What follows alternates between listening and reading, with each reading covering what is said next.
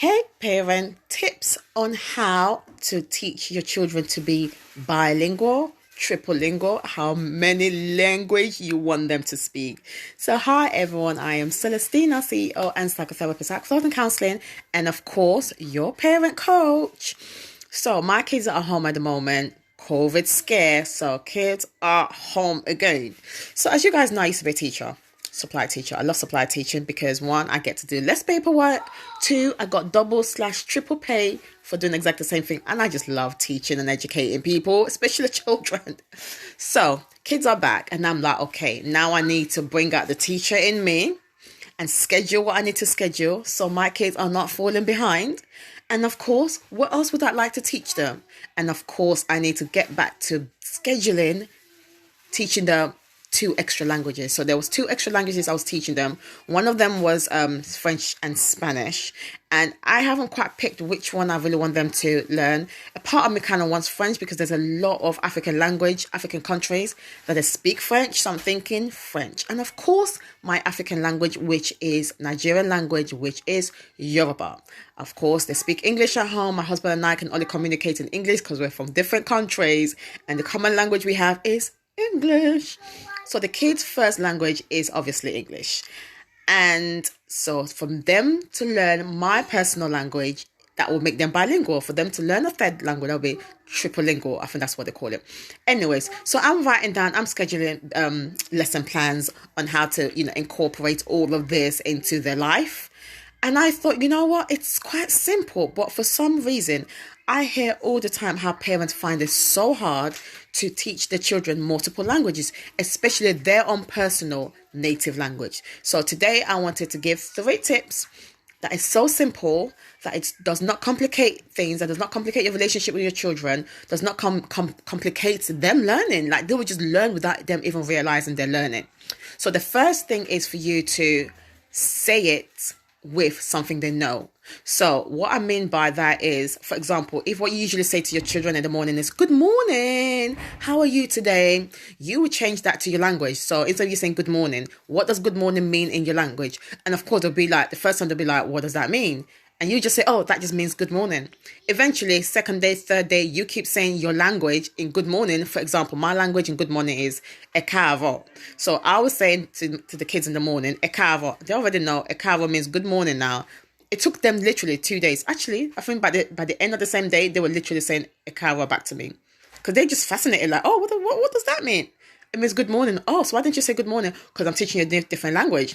Okay, so ekavo means good morning. And then they just repeat it after me. Ekavo. They were fascinated with it. I didn't have to sit down with them with pen and paper and say, you must learn this language. You must learn what good morning means. No, they just learned it naturally just because I said it. Good morning. So they know what good morning means. They know what good afternoon means. They know what good night means. They know how to greet people. They know what welcoming. They know what like normal greeting is because that's how I greet people. They hear me greet people like that. And I greet them like that as well. So they just used to that. So that's tip number 1. Tip number 1 is greetings. So, the normal things that you would normally say in English, maybe cup, maybe, okay, so I guess I can make that the second thing. So the first thing, let's backtrack. The first thing is make it simple and use it in a thing where it's something simple like morning or afternoon or cup. The second tip is mix it with English or mix it with the language that they already understand. So for example, if you want your child to pass you a cup, you will say, and you can point to the cup, you can say, pass me this cup. But, you can say your language in pass or you can say your language in cup. And because you're pointing to what you want, your child knows that's what you want. Even if they didn't hear you, they'll be like, oh, mom wants that or dad wants that. So for example, if you want them to pass you your key, in my language you'll be like "Bami mo key me." They know I'm pointing to the key. It means give me my key. Like it doesn't take a genius to figure out mom is asking me to give her keys. I said key. They understand what key is in English, but they don't understand what "Bami mo" means, which basically means help me bring over here. Move. So so that's just simple ways that you can incorporate and start teaching your children languages. And the third one, depending what age your children is, depending what they like to do, depending if they can already read, you can stick labels of the words on things. So you will stick what cup means on the other cup, or you stick it on the fridge, or you stick it on the bed. Whatever whatever your language is, you stick it on these things. So every time they go to the fridge, they now know what fridge means in that language you're trying to teach them, or they know what cutlery means in the language you're trying to teach them. So those are 3 simple ways that you can absolutely start to teach your children little by little to be bilingual and to learn your own personal native language that you yourself know how to speak. And another thing that I do with my children is, for example, if we go to the park or something, the swings that goes up and down, of course, swing goes up and down. I would say up when the swing is going up, and when it's coming down, I'll be like down, and then I'll start saying it in my language.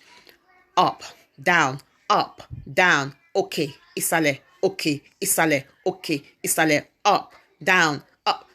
2 minutes, they already know what okay means, because when the swing was going up, I was saying up, and then when the swing was going up, I was saying okay, and when it was coming down, I was saying, oh, isale.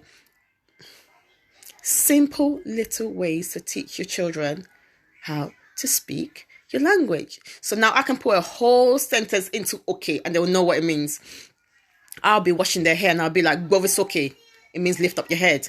I'm washing their hair. So they obviously knows okay means up. I'm washing their hair. So I've just said the whole sentence of Govis okay. They only understand okay. But I've just said the whole sentence. Now they know lift up your head means Govis okay. It's just little things like that. Or, you can teach them certain things like eyes, nose, ears. When you're teaching young children, that's kind of what they do, head, shoulders, knees, and toes. You kind of do those kind of things, ears, nose, lips. You kind of do those things in your language, and then you do it in English.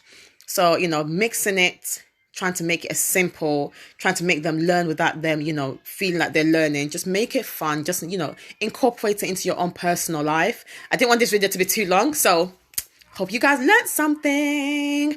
And also, if your children do know how to speak your personal native language, tell me what tips you personally use. I would love to hear what you guys use.